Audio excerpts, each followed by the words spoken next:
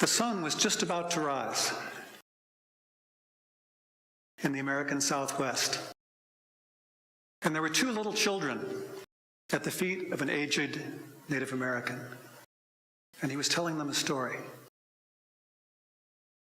He said, there were two wolves, and they were fighting. And one wolf represented anger and malice and greed and irritation and stealth and every bad thing that human beings are capable of. And the other wolf represented love and compassion and honesty and possibility and creativity and all of the other good things of which human beings are capable. They were having a fierce battle.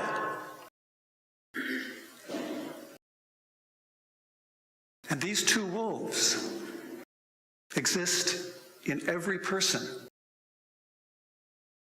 even in you. And they are always at war. But grandfather, one of the children said, which wolf will win? And the Native American smiled and waited a moment. And as the sun came above the horizon, he said, whichever one you feed.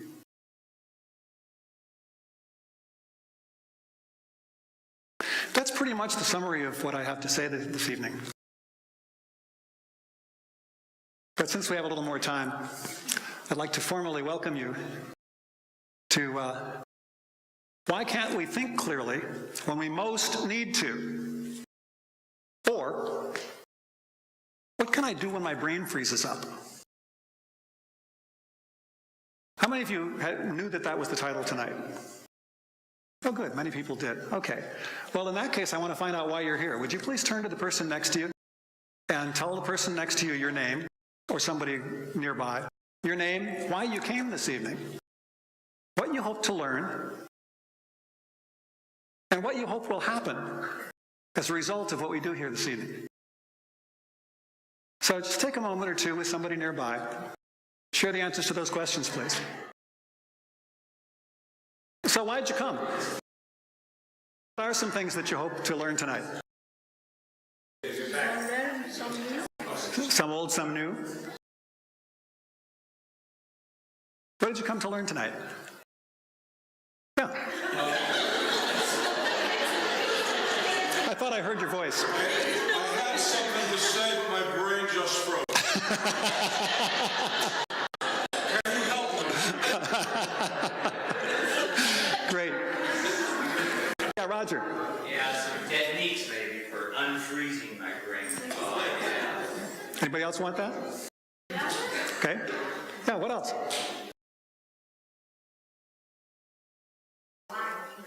When I read the topic, how to think straight, so naturally I came here to learn to think how to think straight. That's the topic.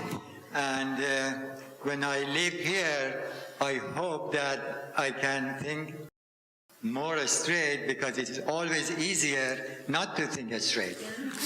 Great. Thank you. Other things?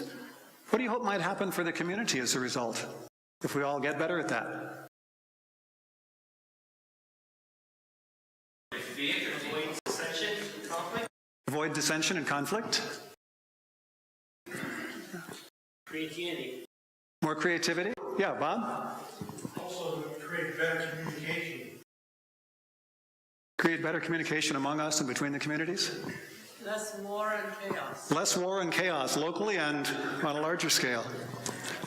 Great. I think that's all pretty realistic, actually. As human beings get better at understanding what we're going to talk about. This is an important topic.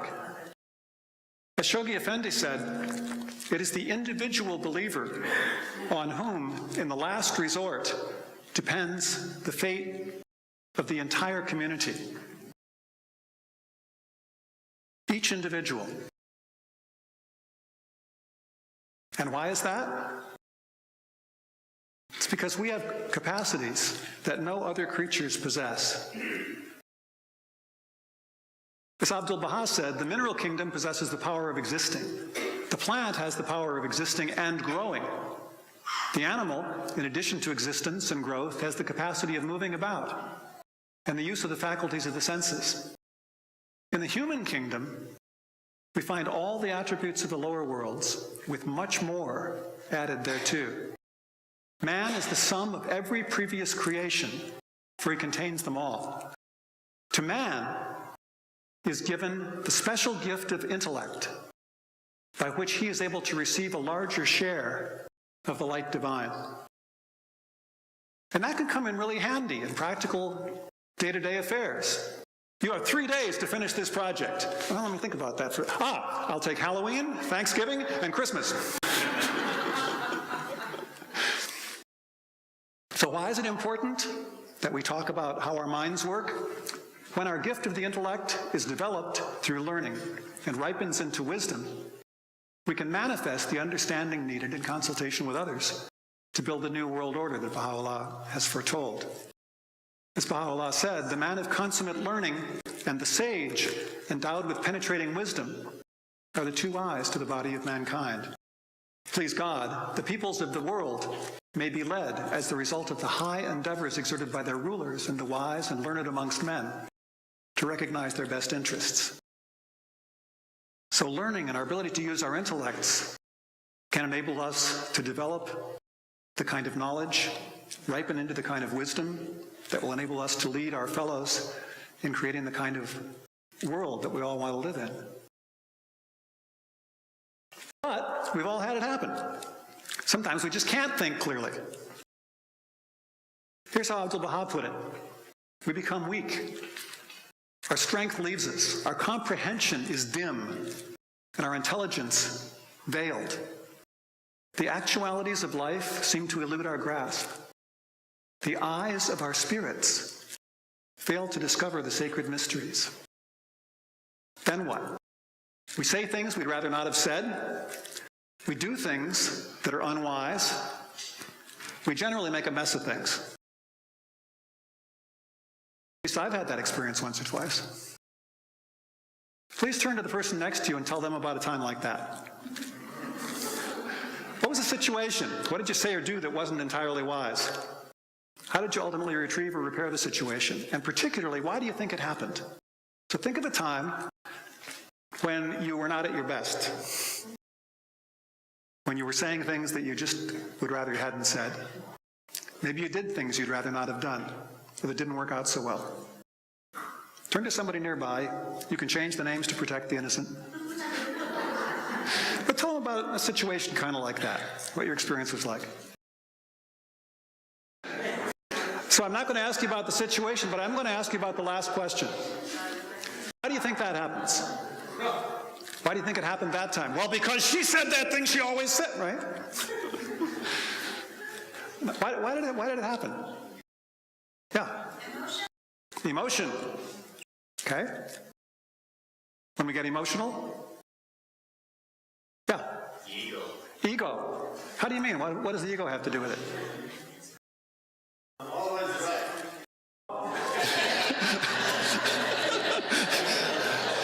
And the other person thinks that too.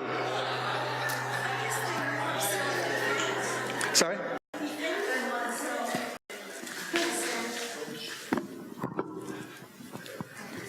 If I can't hear you, they can't either.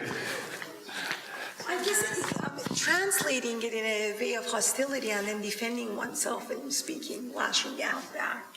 Okay, so translating what's happening Exactly, in a negative way. in a negative way. Yes. And then Being defensive. and then being defensive and lashing out. Thanks. Not being wise and Not being wise. rising above it. And not being wise and rising above it. How many of you have had something just about to come out of your mouth and you knew that if you did, things were not going to go well? And then you said it anyway. Why? You have to be right. Why? You have to be right. Why? You'll feel better. I got it out. At least temporarily. Yeah. Why else? Why does that kind of stuff happen? Yeah. I think these things are related to practice. If you're used to acting like this, that's going to be what happens more often. And if you practice restraint more, then it becomes part of habit, and then you just eventually do these things less and less. Okay. So it's a matter of what habits you've developed. And some of us develop the habit of giving into that stuff, and then it just happens all the time. Others of us develop a habit of doing something else, and then it's easier to resist it. Other ideas? What causes this? How does it happen? I think some of it's cultural. I'm not going to generalize, but a lot of Middle Eastern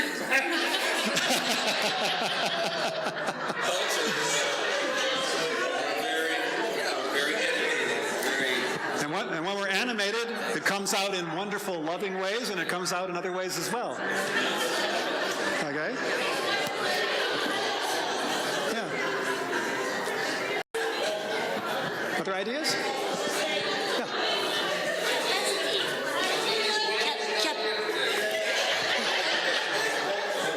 I would say it's capacity. Capacity. That's what Abdul-Baha mentioned. We all have different capacities. Okay. And when somebody is communicating with another person is in different capacity, sometimes the other person doesn't understand that individual. Does create a conflict and also uncomfortable situation. Okay, I say something and you say something, and I don't have the capacity to understand you, and I get mad. Yeah. Okay? Or vice versa. Yeah, or vice versa. I think when you forget love, When you forget love. that's when you reach a different level. Okay? Like, you get angry or the voice volume changes. If you forget love for that moment, if you speak with love, it's different. Okay. When you forget and you love that person, you speak higher bound. Ah, beautiful. I see some heads nodding. Yeah. Thank you. Yeah, Bill. I think sometimes you forget how your words have power, and you forget to be tender. You just, let it rip. Okay. Yeah, so and that's kind of a specific example of what she was talking about. You forget love, you forget the impact you can have. Yeah, that's sort of an interesting piece of the puzzle. Somehow, in these moments, we forget just how much power we have to do damage, don't we? My hope for today is that you'll understand times like these better by the time that we leave. And you'll also know how to help yourself and other people when these times occur. I'd like to begin by asking you to consider your brain.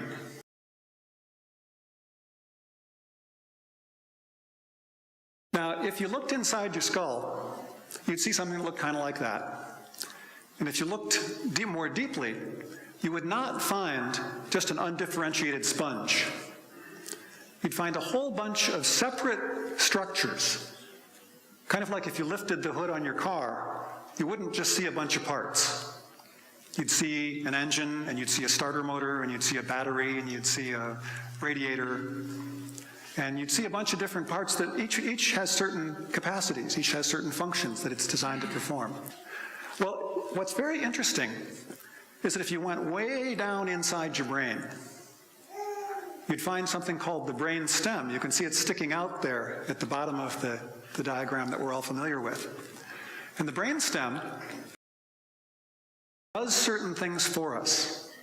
It has to do with basic life support. It keeps our heart beating and our breath going, even if we're not aware of it, even if we're not thinking about it, which is a good thing, because otherwise we go to sleep and die. It also determines whether we're awake or asleep. So if you sleep through a fire, your brainstem wasn't quite doing its job.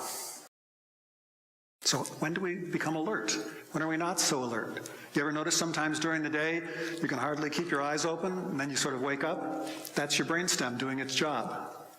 Diurnal rhythms and so forth. Now, surrounding that, and actually part of what you see in that particular diagram, is another whole set of structures.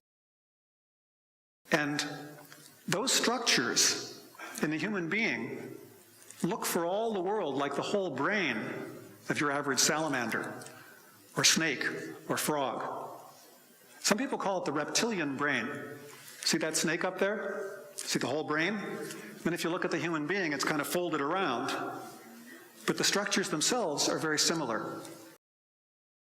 And they tend to give rise in human beings to the same kinds of behavior that are all the reptiles are capable of.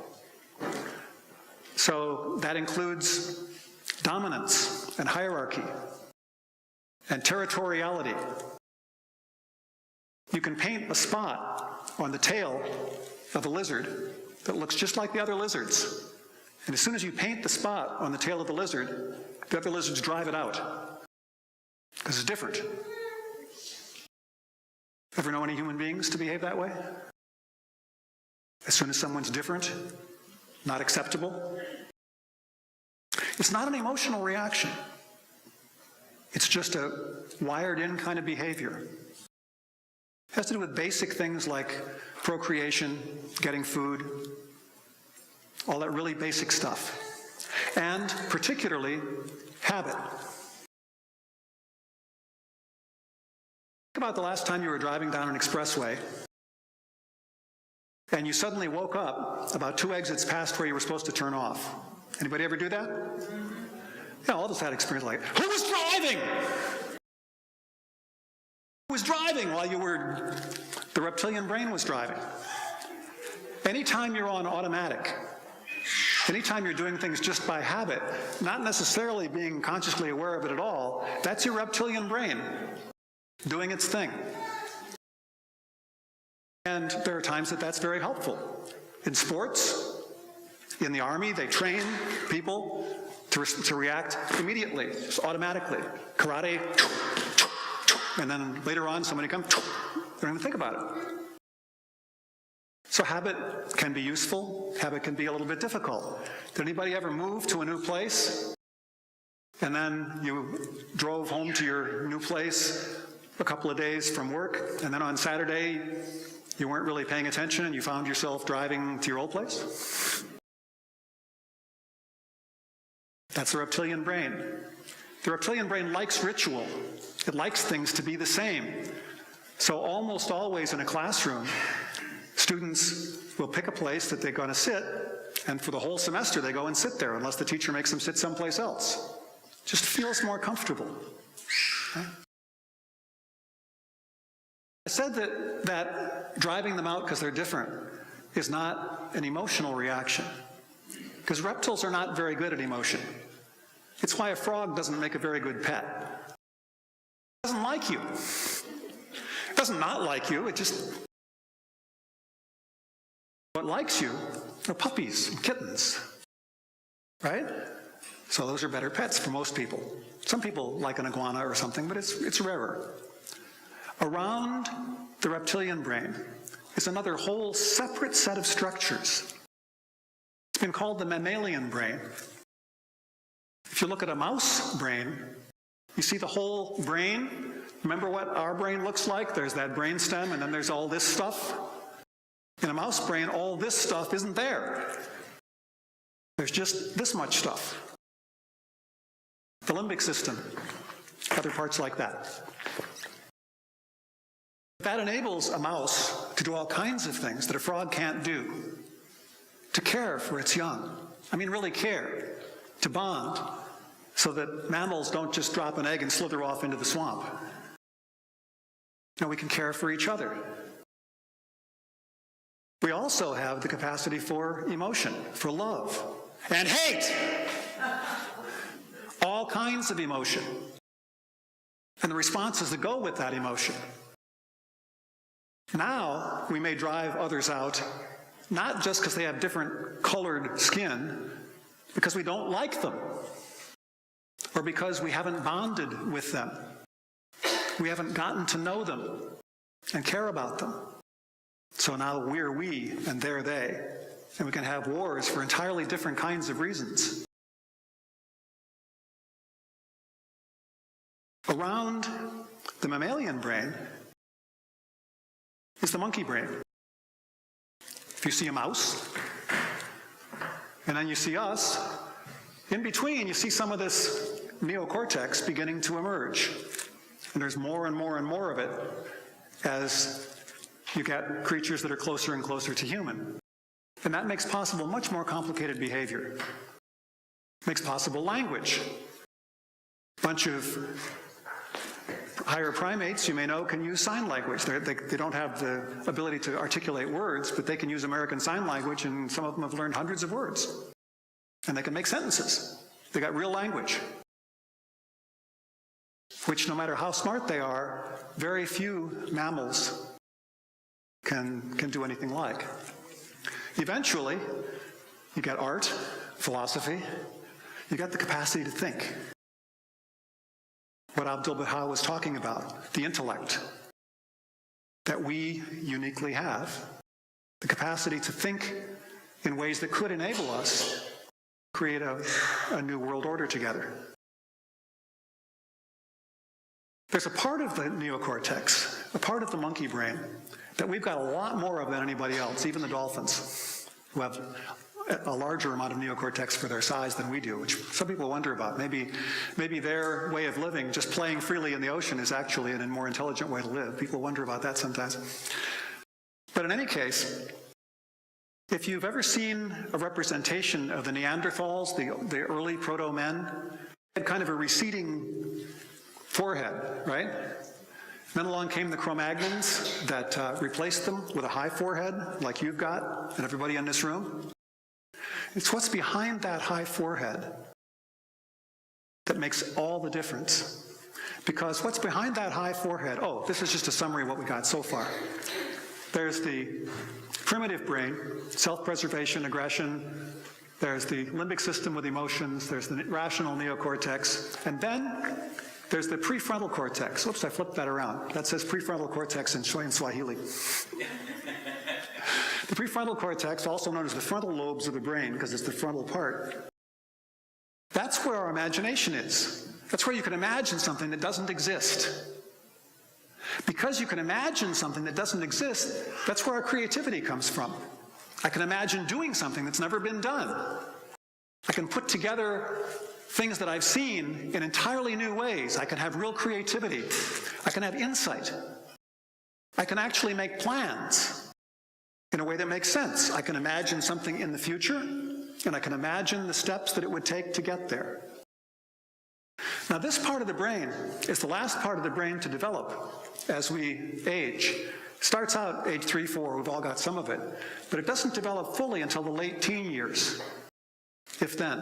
You ever notice some of those teenagers are not that good at that advanced planning stuff? Sorry, guys.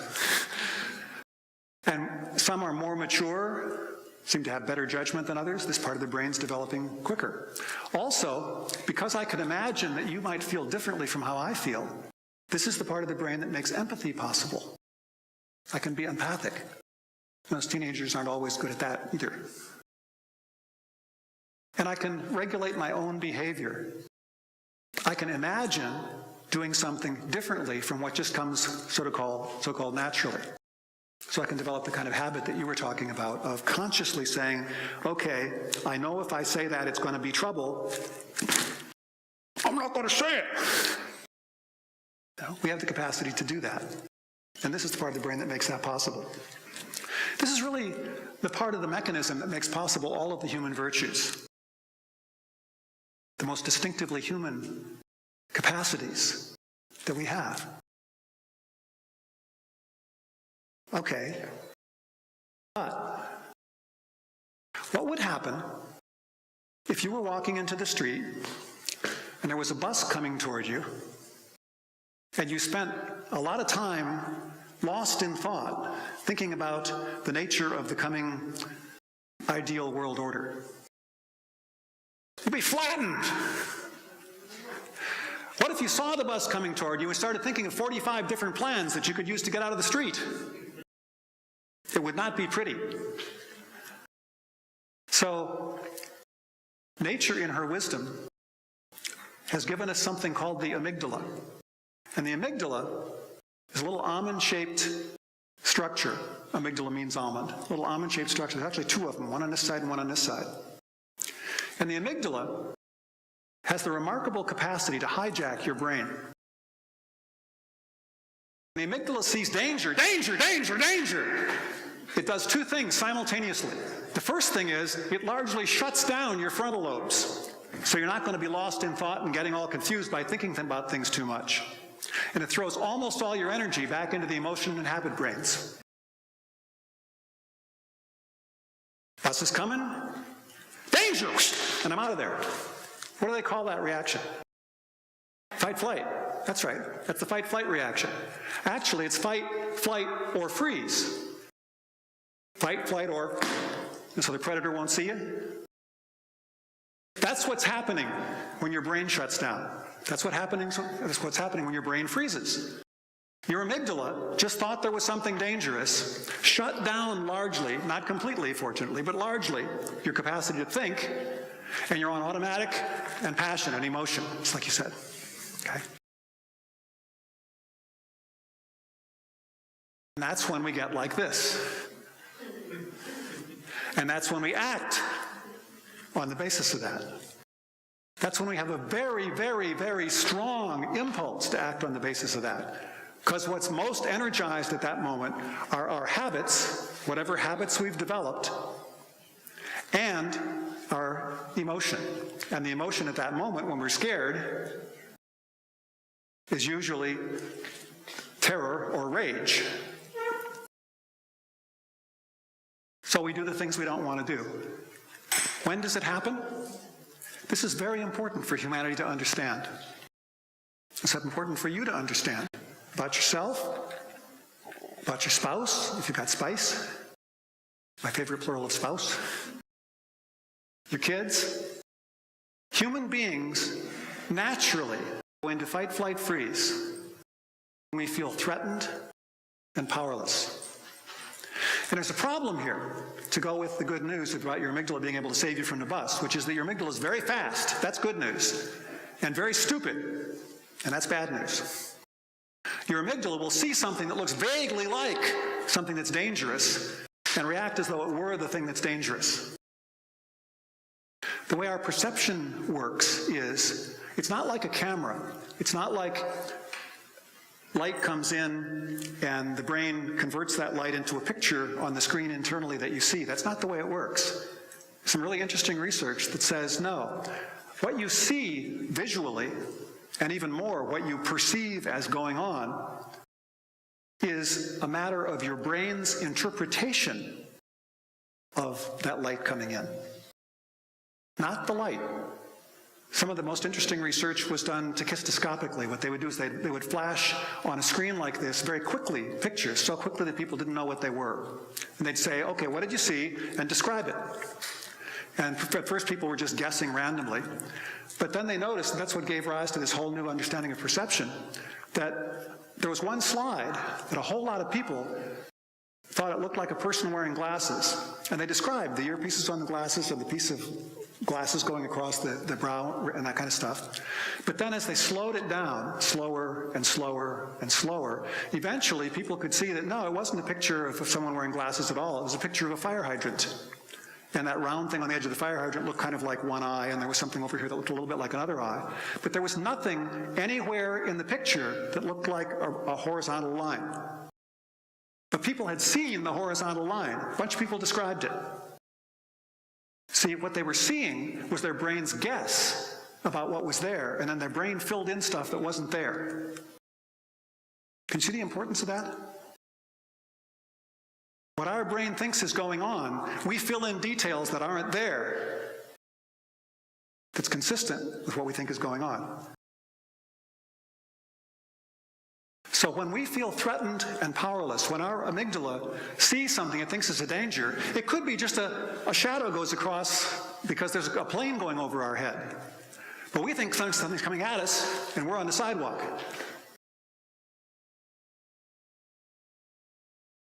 The implications of this are huge.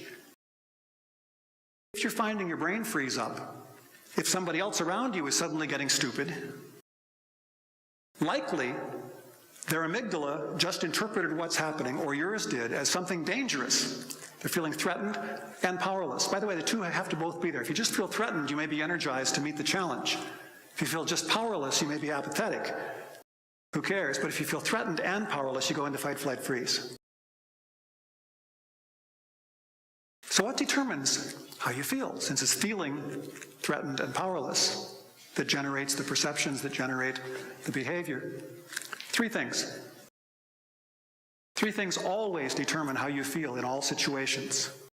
The first is your physiology, how you're using your body. If you stop breathing, you don't feel free and easy.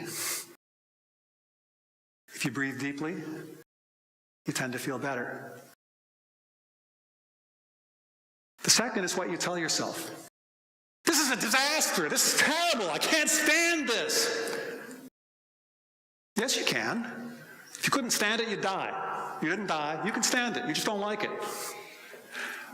I don't exactly like this. Try saying that. Try saying first, I can't stand this. Just say that. I can't stand. Come on, everybody. I can't stand this. Okay, notice how you feel. Now say, I'm not exactly thrilled about this. I'm not exactly thrilled about this. You notice there's a slightly different feeling? That's what I'm talking about. What you say to yourself has everything to do with how you feel. And the third thing is what you focus on. When I was a kid, I was riding my bicycle, and I fell down. And that happened every so often when I was learning to ride a bicycle. I was riding my bike, I fell down, didn't think much of it, got back on the bike, rode home, came in the front door. My mother's face turned white. She said, "Oh my God, there's blood all over your leg." I looked down. There was. Suddenly it started hurting like heck. Was my nervous system sending signals that I had been damaged before that? Yeah, but I wasn't paying attention, so I didn't feel it. See what I'm talking about? This is one of the reasons that a lot of people watch TV, because it numbs them out from whatever pain there is in their life while they're busy focusing on something else.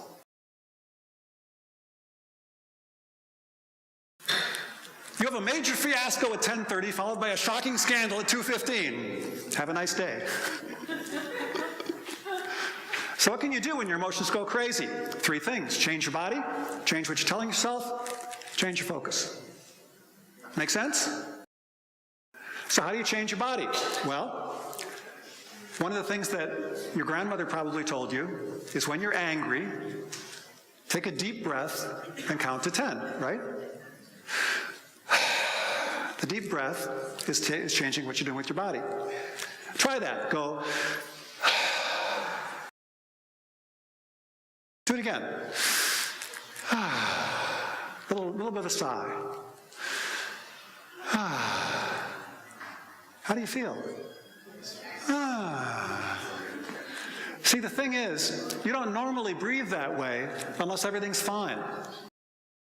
So as soon as you do breathe that way, it's a way of communicating with your own nervous system, saying that appearances to the contrary notwithstanding, things are basically fine. And your nervous system goes, oh, okay, at least to some degree. Okay? Another thing you can do is change how you're standing. Change the expression on your face. Stand up for a minute. Stand up for a minute. Come on, you can stand up for a minute. 7th inning stretch. Stand up for a minute. Okay. Okay, now, stand with most of your weight on one foot, with your shoulders slumped, looking at the floor, and your head sort of falling down about as far as it can. Hardly breathe in this position, which is part of it. And notice how you feel. Okay, now stand up on both feet equally, bounce up and down a little bit. Take a deep breath. And put a smile on your face. How many people feel differently?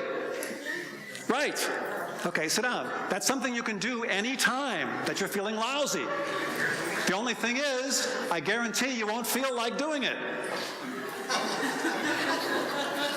But fortunately, you have the capacity, using your frontal lobes, to decide to do something that's different from what you're feeling.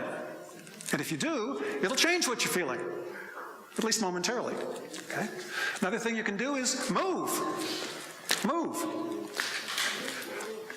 Movement, exercise, has been called the poor man's antidepressant. It's also the poor woman's antidepressant. Not only does it get blood flowing so that your whole body gets healthier, but it also releases those feel-good chemicals, endorphins, that go off when you're in love or you win the lottery. So it's a way to elevate your mood. Go out for a walk, just walk around the block. Or smile. Do this. Now do this. Notice the difference. Notice the difference. See, the thing is, every time you smile, not only does it remind your nervous system of all the thousands of times you were actually happy, which in itself is good, because by classical conditioning alone, it'll tend to evoke some of those same feelings. But also, this is something I learned from a colleague of mine at the University of Michigan. I was amazed. Bob Zients was doing some studies of blood flow in the face, and he found that when you smile, it changes the blood flow in this part of your face so that more blood goes to your frontal lobes. You want to be smarter? Smile more! More blood up here! It works. Have you ever noticed that the most creative people are often cracking jokes and all that kind of stuff? I don't know which comes first, the chicken or the egg, but I'll tell you, it works. If you're ever trying to figure something out and it's not going well, get up, walk around the room, do this. And then sit down, and you'll probably have better ideas. How can you change what you're telling yourself? Well, you change how you describe what's going on. I want to teach you a word that can change your life. You're going to be disappointed at first, until you really see the power of the word. The word is inconvenient. See, I told you, it doesn't seem like much at first. But here's the thing. Most of us, when we're in a situation where our brain is freezing, we figure it is the end of the world, or at least it's something very serious. It's a real hassle. It could be a disaster, probably a big disaster. And the more we think that, the more we tell ourselves that, the worse it gets, right? How many of you have ever been afraid of something, really afraid something was going to happen, and then it didn't? And then it didn't happen. Yeah, everybody. Most of the time, right? Mark Twain said, "I have known a great many troubles, and most of them never happened." But we think it's going to happen. So, oh my gosh, this is awful, this is horrible, this is the end of the world, this is a disaster. Instead, tell yourself, this is not a disaster. This is not the end of the world. Even if you're losing your marriage, it's not the end of the world. It's an opportunity to find another better spouse, right?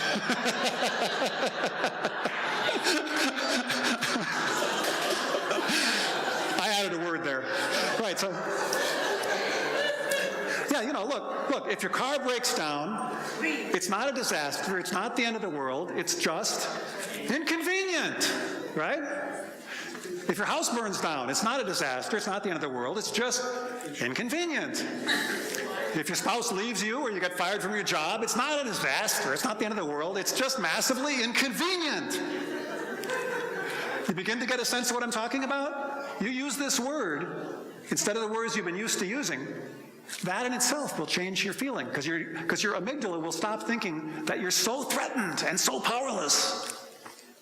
Because one of the things that you'll realize is, as soon as you use the word opportunity, see, opportunity is a really good word, because as soon as you see anything as an opportunity, what have you told your nervous system? I have some power to make something happen that would be good.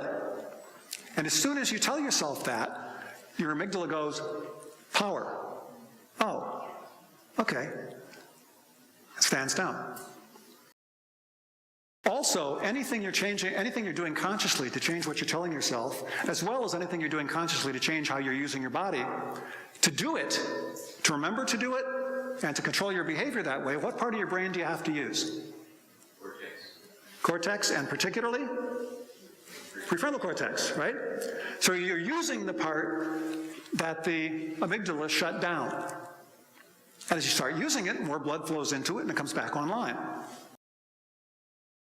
So anytime you're consciously being aware, this is why so many of the meditative traditions cultivate what they call the witness consciousness. You know, I watch myself going through this stuff instead of just being in it, going through it. Because that activates this part of the brain doing that. And then you have all of those other cornucopia of possibilities become available to you. What you can do is change your focus. I talked about just physically what I'm paying attention to. If I pay attention to what's awful, I see more about what's awful. And I feel more about what's awful. What's that line in my favorite prayer that I've learned since I became here? I do not focus on the unpleasant things of life. Okay? Gee, those guys may have known something. One thing you can focus on is something besides yourself. If you're engaged in something with somebody else, you're feeling threatened and powerless because you can't get through to them because you say something and they act like they're not hearing it. That's one of the major sources of the kinds of hassles and frustrations and conflicts that arise between husbands and wives and partners in business and parents and children, is you say something and she doesn't get it. He says something and you say, she says, they don't get it. Right? And the more they don't get it, the more powerless you feel. And because the relationship's important to you, the more threatened you feel. And the harder it is to do anything except act on emotion and the habit. Okay? So what can you do? You can focus on hearing the other person's desires and concerns first. This is one of the most powerful communication principles. Stephen Covey talks about it this way. He says, seek first to understand, then to be understood. Well, come on, Colin, I don't get it. If both of us are going to understand, who cares who goes first? It should be her. Or it should be him. Here's why it matters. When you're in the middle of a disagreement where you have the combined intelligence of celery, nobody is capable of hearing what anybody is saying. And if you're waiting for the other person too, you're going to wait a long time. But if you use your prefrontal cortex, the little fragments of it that are left, to consciously remember, what was it Colin said? Seek first to what? Oh yeah, seek first to understand. It couldn't have been that. I guess that's what it was. Seek first to understand, then to be okay. What were you trying to say? I don't think I was getting it. You're damn right you weren't getting it. Okay, and you're a little bit angry about it. I'm not just a little bit angry. You're really angry about it. Yeah, I'm really angry about it. Okay? What were you trying to say? You really want to know? All things considered, yes. Okay? Here's what happens. Something magic happens. If you do the best you can to understand, and you won't be able to understand very well at first because you're in fight, flight, freeze and you don't have very much intelligence. But if the other person senses your sincere intent, that you're really trying to understand, something miraculous will happen. Their amygdala will stop being so scared because they'll start to feel like there might be some possibility of getting through to you. See how that works? So it's not as big a threat that the whole relationship is going to go down the tubes. And they are not powerless the way they thought a moment ago because you seem to be trying to meet them halfway. So then they relax a little bit and start to tell you. And as soon as they relax a little bit, just a little bit, your amygdala goes, oh, maybe there's hope. And as soon as your amygdala goes, maybe there's hope, and relaxes a little bit, you get smarter. So you actually begin to become capable of understanding what they're trying to tell you. And then they get smarter. And you're rewarded with a rational human being instead of whoever they were before, who is also capable, for the first time in about 10 minutes, of understanding what you were trying to say.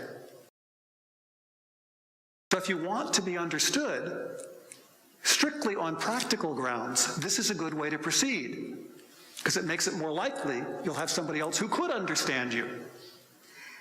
Is this making sense? How many of you have experienced this hundreds of times in your life? Yeah, I'm not telling you something you didn't know, but I am, I hope, giving you a way to think about it, to understand, so that you can harvest your experience and make it more useful to you. And so you can consciously make use of it in the future. Why is this so powerful? Oh, understand them. It's not always easy to understand what the other person's signals are.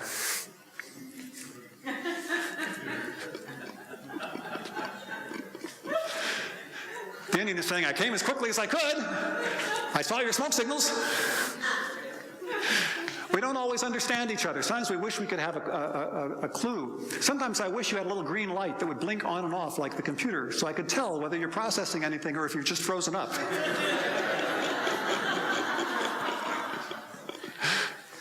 Seek first to understand, then to be understood. It's so powerful because the head never hears until the heart has listened.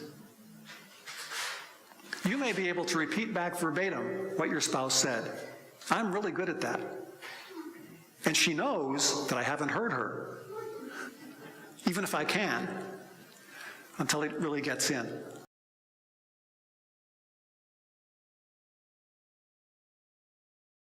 Another failure to communicate? So how do you change your focus? Focus on hearing the other person's desires and concerns first, then sharing your own. Ask yourself empowering questions. What are some empowering questions? What is the outcome that I want here? One of the most empowering things you can do for anybody is ask them what they want, as though it mattered. Because that says to them and to their amygdala, you have some power. It could happen. What you want makes a difference. So you might as well think about, what's the outcome I want here? Because that tells yourself, self, maybe you have some power to make it happen. What will work for everybody? That's a major way to get beyond conflict. Not just what will work for me, not just what will work for you. I'm not going to be able to put up with that for very long. What can work for both of us? There's another whole talk I'll give you someday on how to do that. What's one step that I can take toward the outcome that I want? This is a very powerful question, because when you're feeling threatened and powerless, things seem overwhelming. But as soon as you ask yourself a question, your brain always answers it. It's very literal.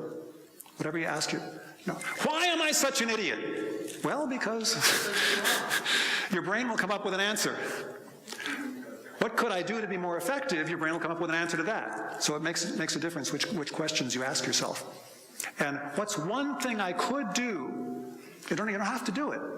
What's one thing I could do to move toward what I want? As soon as you ask that question, your brain stops feeling powerless, because it knows there's something you could do even if you don't do it. Stop feeling powerless, start being smarter. Okay. This is about as far, actually I'm going to do this. This was where this talk would have ended 3 months ago, before I spent 2.5 hours talking with Kamran right over here when we came in one Sunday morning and asked him if there was anything going on, because we'd read on the website something happened at 10 o'clock, and he said, oh yeah, there's going to be something in about 6 minutes in there. So we came in here, and there he was. Nobody else was here because it was New Year's Day and everybody was getting ready for the feast that was going to happen that night, but we didn't know that. So Cameron told us a whole lot of things about this Baha'i faith, and the rest is rapidly becoming history as we joined up and started to find out what's going on. And one of the things that we learned is that another very powerful, I am now convinced the most powerful way that you can change your focus, beyond focusing on other people, beyond asking yourself empowering questions, is directing your thoughts toward God. We started reading the prayers.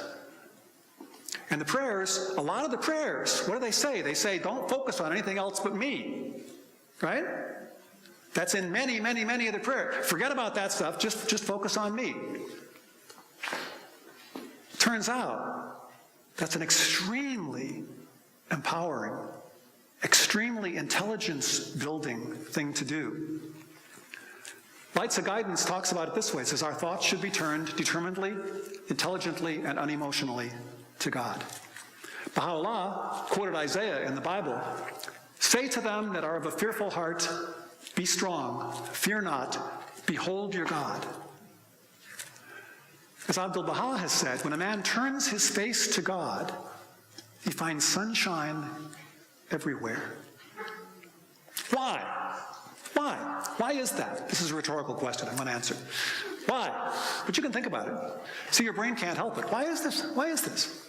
Why is this? Why does it work like that? Baha'u'llah has a supplication in the Four Valleys. He says, O Lord, O thou whose bounty granteth wishes, I stand before thee, all save thee, forgetting. Grant that the mote of knowledge in my spirit escape desire and the lowly day. Grant that thine ancient gift, this drop of wisdom, merge with thy mighty sea. Thus do I say, there is no power or might save in God, the protector, the self-subsistent. You want to stop feeling powerless? Connect with the source of all power. Why does this shift work? Read something really fascinating in Abdu'l-Baha's Paris talks. All the sorrow and the grief come from matter, the material universe. The spiritual world bestows only the joy. If we suffer, it is the outcome of material things, and all the trials and troubles come from this world of illusion. So anytime we're feeling threatened and powerless and lousy, it's because we're feeling powerless to make something happen in the material world, and that we're in some danger because we can't. But as Baha'u'llah said, O friends, why fear? And whom shall you dread? These clay pieces of the world shall be disintegrated by a slight moisture.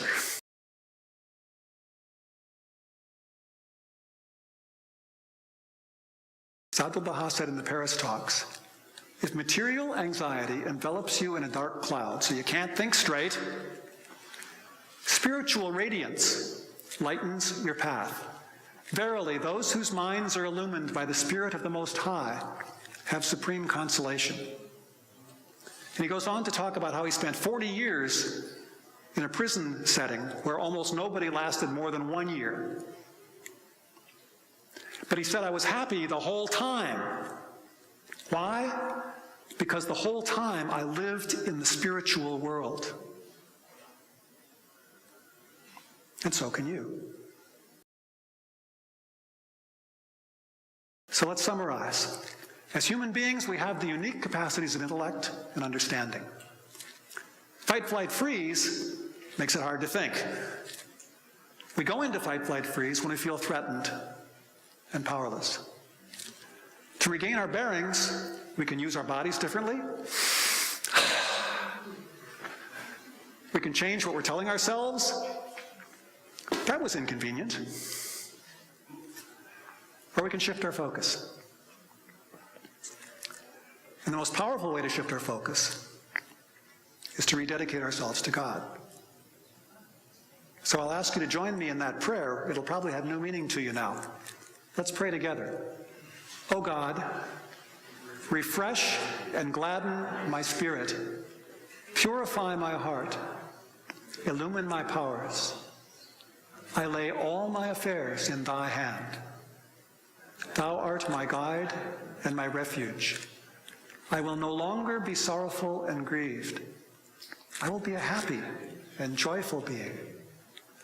O God, I will no longer be full of anxiety, nor will I let trouble harass me. I will not dwell on the unpleasant things of life. O God, thou art more friend to me than I am to myself. I dedicate myself to thee, O Lord.